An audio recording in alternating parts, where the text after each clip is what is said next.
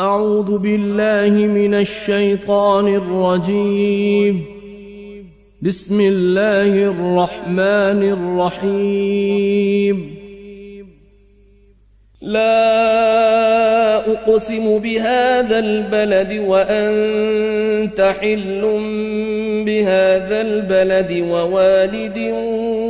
وما ولد لقد خلقنا الإنسان في كبد أيحسب أن لن يقدر عليه أحد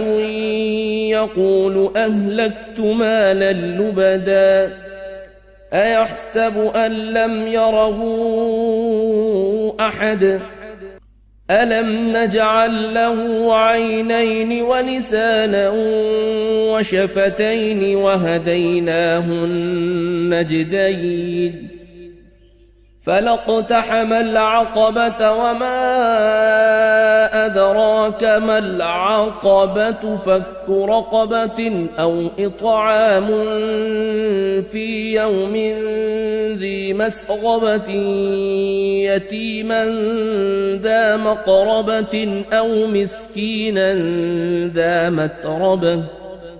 ثم كان من الذين آمنوا وتواصوا بالصبر وتواصوا بالمرحمة أولئك أصحاب الميمنة والذين كفروا بآياتنا هم أصحاب المشأمة عليهم نار مؤصدة